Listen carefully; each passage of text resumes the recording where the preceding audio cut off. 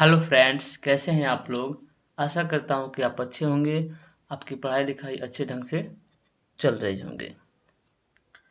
कल हम लोगों ने कुछ प्रश्नों को बहुत ही अच्छे ढंग से सॉल्व किया था और समझा था। ठीक, आज हम फिर से अभ्यास के प्रश्न, यानी जो हर चैप्टर के लास्ट में जो प्रश्न दिया हुआ रहता है उसको आज हम सॉल्व करने वाले हैं। ऐसे में तो बहुत सारे क्वेश्चन हैं, लगभग 25-30 क्वेश्चन हैं, लेकिन हम यहाँ सभी क्वेश्चन को एक साथ नहीं करेंगे, क्योंकि यदि हम सभी क्वेश्चन को एक साथ करने का प्रयास करेंगे तो हमारा वीडियो बहुत लंबा हो जाएगा। इसलिए हम उसे पार्ट बाय पार्ट में कवर करेंगे। ठीक, पार्ट 1, पार्ट 2, पार्ट 3 हम आज से अपने थंबनेल पे पार्ट 1 और पार्ट 2, पार्ट 3 ऐसे ऐसे थंबनेल पर मेंशन कर देंगे, जिससे आपको क्लियर मालूम चल जाएगा। ठीक, आपसे एक बात करनी है। देखिए, अच्छा ये बताइए कि आखिर हम पढ़ते क्यों हैं। आपसे हम एक सवाल पूछ रहे हैं कि आखिर हम पढ़ते क्यों हैं। तो शायद आपका जवाब आएगा नौकरी के लिए। ठीक, और कुछ बच्चों का जवाब आएगा कि नॉलेज के लिए। दोनों बातें अपनी अपनी जगह पे सही है। ठीक, लेकिन दोनों बातों में एक ही सच्चाई है कि यदि हम या तो नौकरी के लिए पढ़ें या फिर नॉलेज के लिए पढ़ें, दोनों में तो मेहनत करना बहुत ज़रूरी है। यदि हम मेहनत नहीं करते हैं, बातों को नहीं समझते हैं, केवल रटते चले जा रहे हैं, तो एक दिन ऐसा टाइम आएगा कि आपको पढ़ाई बोझ लगने लगेगी और आप अपना बोरिया बिस्तर उठाकर चल जाएंगे कहाँ पे, काम करने के लिए।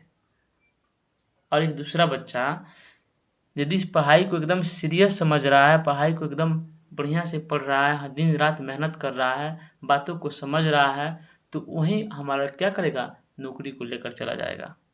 ठीक, देखिए, हर कोई साइंस पढ़ाता है, आप बहुत जगह पढ़े भी होंगे। साइंस का मतलब क्या है। साइंस का मतलब ही है सोचना।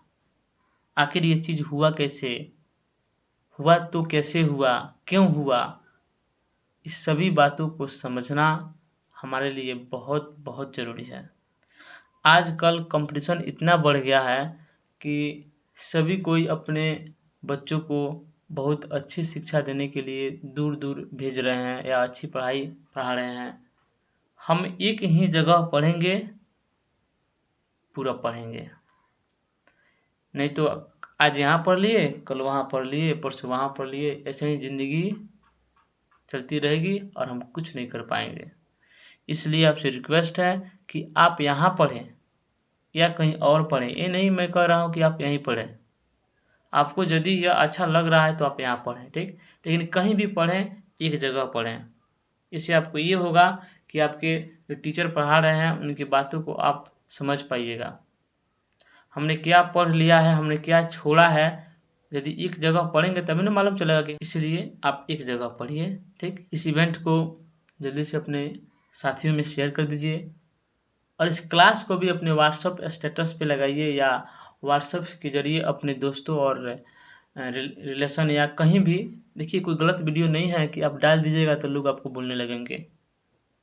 आपको जहाँ तक आपको धन्यवाद ही देंगे कि वाह आपने क्या वीडियो डाला कि हमारा लाइफ चेंज कर दिया।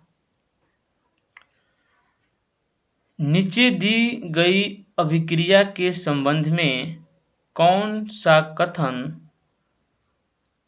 असत्य है, यानी सही नहीं है।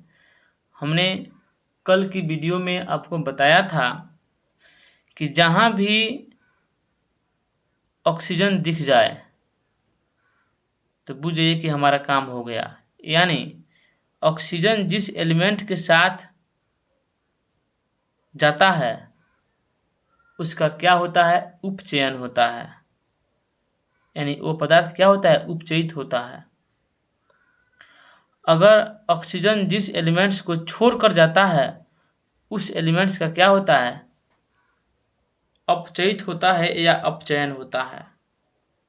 तो यहाँ देखिए PbO यानी O जो है वो Pb को, P मतलब क्या होता है, शीशा होता है, प्लम्बम, ठीक, छोड़कर किसके साथ जा रहा है, कार्बन के साथ जा रहा है।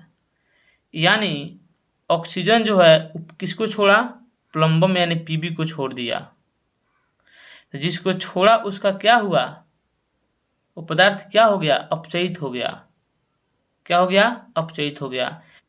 शीशा का अपचयित होना किस इक्वेशन में है, तो इक्वेशन नंबर ए में है, शीशा अपचयित हो रहा है, यानी हमारा ऑप्शन ए सही है। फिर भी हम आगे देख रहे हैं, कार्बन डाइऑक्साइड उपचयित हो रहा है।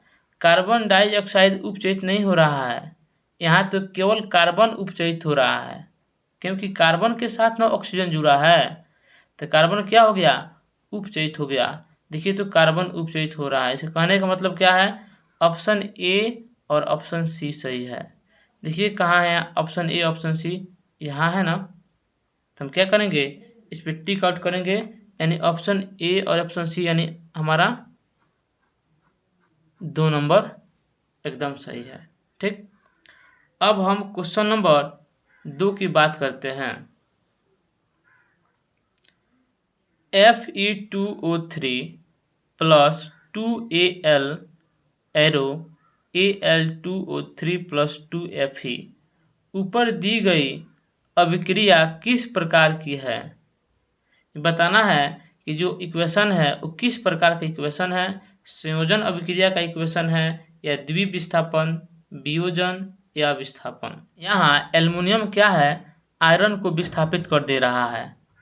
एल्युमिनियम जो है वो आयरन को विस्थापित करके ऑक्सीजन के साथ क्रिया कर रहा है। देखिए एल्युमिनियम ऑक्साइड, और क्या हुआ, आयरन अलग हट गया, तो हम इसे क्या बोलेंगे, विस्थापन अभिक्रिया। अगर दोनों आपस में इंटरचेंज हुए होते, यानी यह इसके जगह आ गया होता और यह इसके जगह आ गया होता, तब हम कहते द्विविस्थापन। इसमें तो केवल सिंगल यानी एल्युमिनियम क्या है, आयरन को हटा दिया है।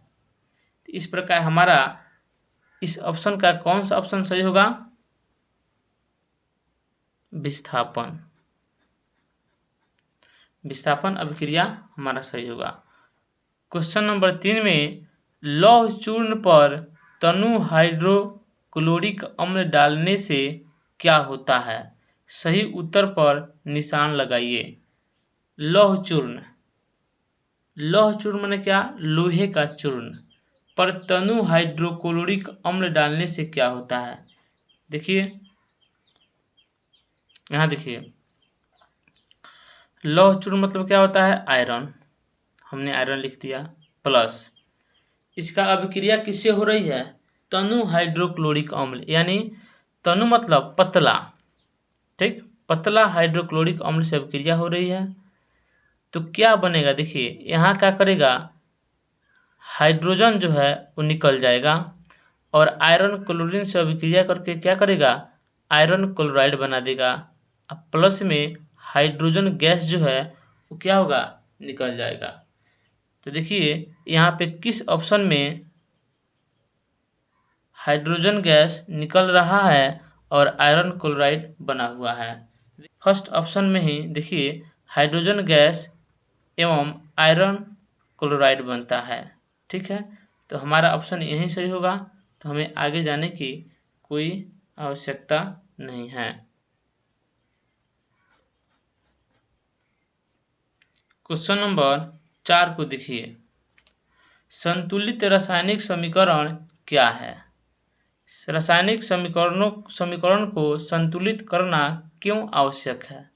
देखिए संतुलित रासायनिक समीकरण क्या है, इसका उत्तर होगा जब अभिकारक, अभिकारक मतलब क्या होता है, यानी इस एरो के जितने लेफ्ट साइड है उनको क्या बोलेंगे, अभिकारक, राइट साइड वालों को क्या बोलेंगे, उत्पाद। ठीक, तो जब अभिकारक यानी ये वाला और उत्पाद यानी ये वाला दोनों तरफ के प्रत्येक तत्व के परमाणुओं की संख्या समान हो तो ऐसे समीकरण को संतुलित रासायनिक समीकरण कहते हैं। यानी जितना आयरन इधर है उतना ही आयरन इस एरो के बाद होना चाहिए, जितना क्लोरीन यहाँ है उतना ही क्लोरीन यहाँ होना चाहिए, यानी हर एलिमेंट्स एक दूसरे के बराबर होना चाहिए। इसी को तो हम कहते हैं संतुलित रासायनिक समीकरण। ठीक, जैसे में hydrogen gas plus chlorine gas ये दोनों मिलकर क्या बनाते हैं, हाइड्रोजन क्लोराइड यानी हाइड्रोक्लोराइड। क्या बनाते हैं, हाइड्रोक्लोराइड। ठीक, अब देखिए रासायनिक समीकरणों को संतुलित करना क्यों आवश्यक है। तो देखिए यहाँ द्रव्यमान संरक्षण। अब बताइए द्रव्यमान संरक्षण होता क्या है, आइए हम इसको बताते हैं।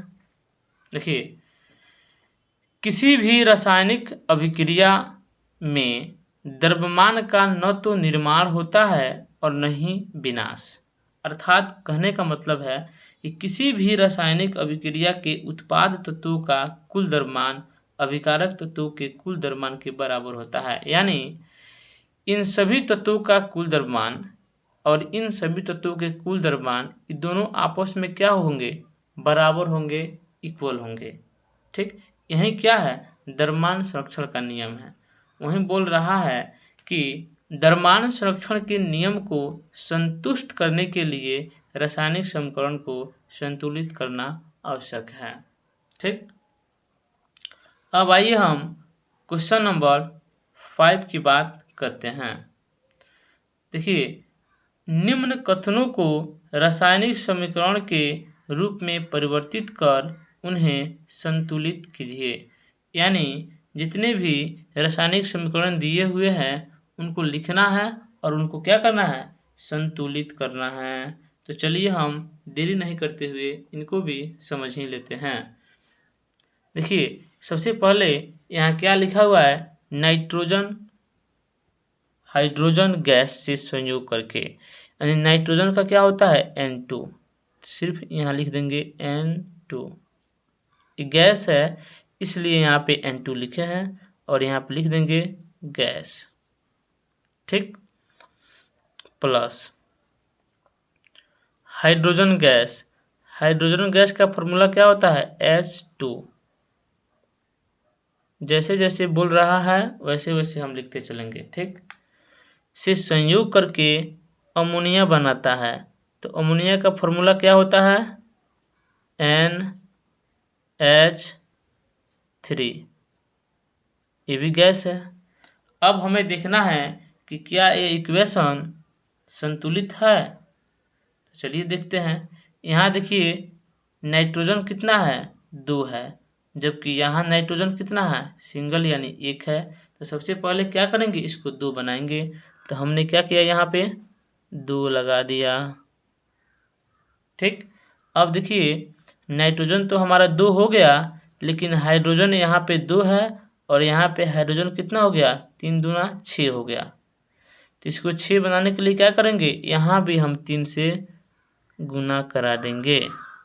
ठीक, अब हमारा जो ये रासायनिक समीकरण है वो क्या हो गया, संतुलित हो गया। ठीक, इस प्रकार हम क्वेश्चन नंबर 2 की बात करते हैं। हाइड्रोजन सल्फाइड गैस का वायु में दहन होने पर जल तथा सल्फर डाइऑक्साइड बनता है। हाइड्रोजन सल्फाइड गैस, इसका फॉर्मूला क्या होता है, हाइड्रोजन सल्फाइड गैस का फॉर्मूला होता है H2S। गैस है तो यहाँ हम गैस लिख देंगे। ठीक, का वायु यानी हवा में दहन करने पर, तो हवा का फॉर्मूला क्या होता है जी, O2, हमने O2 लिख दिया। ठीक, होने पर जल एवं सल्फर डाइऑक्साइड बनता है, यानी जल का फॉर्मूला क्या होता है H2O। और क्या बनता है, सल्फर डाइऑक्साइड, सल्फर डाइऑक्साइड का फॉर्मूला क्या होता है SO2। ये भी गैस है तो गैस लिख दिया। ये क्या है, लिक्विड है तो लिक्विड। ठीक, अब हमें देखना है कि क्या यह इक्वेशन संतुलित है। चलिए देख लेते हैं। यहाँ देखिए हाइड्रोजन कितना है, 2 है। यहाँ भी हाइड्रोजन कितना है, 2 है। इसमें कोई बात नहीं है, ठीक है। यहाँ देखते हैं ऑक्सीजन कितना है, 2 1 3 है, ठीक। यहाँ ऑक्सीजन कितना है, 2 है। अब बताइए, यहाँ तो 3 है, यहाँ 2 है। अब हमें 3 और 2 को बराबर करना है। तो अगर यहाँ 3 रखते हैं तो क्या हो जाएगा, 6 हो जाएगा। तो फिर इसे हम 6 बना सकते हैं, ठीक। तो क्या करते हैं, पहले हम यहाँ 3 रख देते हैं, ठीक। ऑक्सीजन कितना हो गया, 6 हो गया। अब यहाँ देखिए ऑक्सीजन कितना है, 2 और 1 3। तो क्या करेंगे कि ऑक्सीजन यहाँ पे 6 हो जाए। तो देखिए यहाँ पर हम 2 से गुणा करा देंगे तो ऑक्सीजन 2 हो गया। और जब फिर यहाँ 2 से गुणा कराएंगे तो 2 दूना 4, यानी ऑक्सीजन 4, और फिर यहाँ 2, 4 2 क्या हो गया, 6 हो गया, यानी ऑक्सीजन 6 हो गया, ठीक। अब देखिए यहाँ हाइड्रोजन कितना हो गया, 4 हो गया, जबकि हाइड्रोजन यहाँ कितना है, 2 ही है। इसको भी 4 बनाएंगे तो फिर क्या करेंगे, यहाँ 2 से गुणा करा देंगे। अब देखिए हमारा इक्वेशन संतुलित हो गया, संतुलित हो गया, ठीक। अब आ जाइए नेक्स्ट क्वेश्चन यानी अगला क्वेश्चन में, ठीक। देखिए एल्युमिनियम सल्फेट के साथ अभिक्रिया कर बेरियम क्लोराइड यानी अल्युमिनियम सल्फेट। तो अल्युमिनियम सल्फेट का फॉर्मूला क्या होता है, ये सब फॉर्मूला जो है आपको याद करना होगा। बिना याद किए आपका काम नहीं बनेगा। हम एक उसका भी वीडियो लेकर आएंगे जिसमें हम सारे फार्मूले जो क्लास 10th के लिए ज़रूरी है उन सभी फार्मूलों को बनाना सिखा देंगे और याद कराना भी सिखा देंगे। तो आपको टेंशन लेने की कोई ज़रूरत नहीं है। जितना हम पढ़ा रहे हैं बस उतना पढ़ते जाइए। और आपसे रिक्वेस्ट है कि आप इस चैनल को सब्सक्राइब जरूर कीजिए और वीडियो को लाइक जरूर कीजिए, ठीक। देखिए ये हो गया एल्युमिनियम सल्फेट के साथ अभिक्रिया कर बेरियम क्लोराइड, यानी एल्युमिनियम सल्फेट के साथ कौन अभिक्रिया कर रहा है, बेरियम क्लोराइड, यानी प्लस में क्या हो जाएगा, बेरियम क्लोराइड BaCl2 इसका फॉर्मूला होता है। एल्युमिनियम क्लोराइड यानी Al, क्लोराइड का फॉर्मूला क्या होता है, आप बोलते रहिए। अब जहाँ भी पढ़ रहे हैं आपसे रिक्वेस्ट है कि आप बोलते रहिए, गलत या सही बोलिए लेकिन बोलिए। Al क्लोराइड का Cl3, ठीक, प्लस बेरियम सल्फेट क्या होगा, BaSO4, ठीक। अब देखिए यहाँ पे एल्युमिनियम कितना है, 3 है। यहाँ पे एल्युमिनियम क्या है, सिंगल यानी 1 ठो है। तो हमें तो इसको बराबर करना होगा। तो अब बताइए कि हम क्या करें कि एल्युमिनियम बराबर हो जाए। सॉरी यहाँ Al2 होगा जी, 2 होगा, यहाँ पर 2 है, यहाँ क्या है, सिंगल है। तो क्या करेंगे, यहाँ 2 से मल्टीप्लाई करा देंगे, ठीक। तो हमारा एल्युमिनियम का काम तो हो गया, लेकिन क्लोरीन कितना हो गया, 3 2 जा 6 हो गया, यानी क्लोरीन की संख्या कितनी हो गई, 6 हो गई। यहाँ क्लोरीन कितना है, 2 है। तो हमें 6 बनाने के लिए क्या करना पड़ेगा, यहाँ 3 से गुना कराना पड़ेगा। तो हमने 3 से गुना करा दिया। अब क्लोरीन भी हमारा क्या हो गया, दोनों तरफ इक्वल हो गया। अब बात कहाँ फंस गई हमारा कि यहाँ सल्फेट की संख्या कितनी है, 3 है, लेकिन यहाँ सल्फेट की संख्या कितनी है, 1 है। तो हमें बराबर करने के लिए क्या करना पड़ेगा, 3 से गुना कराना पड़ेगा इसमें भी। अब हमारा जो इक्वेशन है वो क्या हो गया, संतुलित हो गया, आप देख सकते हैं, ठीक। अब हम नेक्स्ट क्वेश्चन यानी अगले क्वेश्चन की बात करते हैं। देखिए पोटेशियम धातु जल के साथ अभिक्रिया करके पोटेशियम हाइड्रोक्साइड एवं हाइड्रोजन गैस देती हैं। तो क्या करेंगे, सबसे पहले पोटेशियम धातु का सूत्र लिखेंगे। पोटेशियम धातु का सूत्र क्या होता है, K,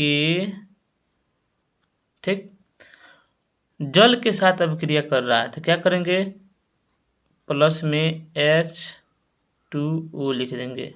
ठीक, तीर का निशान दे दिए।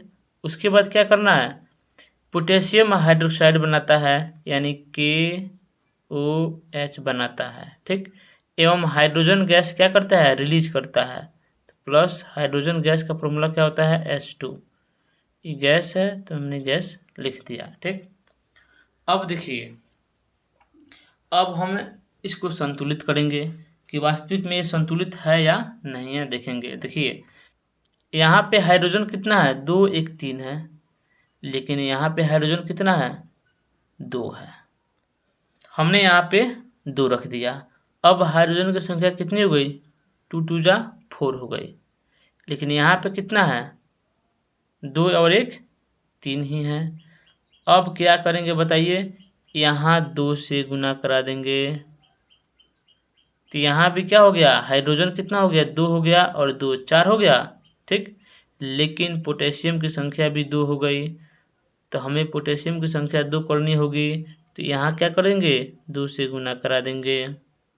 ठीक, अब देखिए हमारा इक्वेशन संतुलित हो गया है।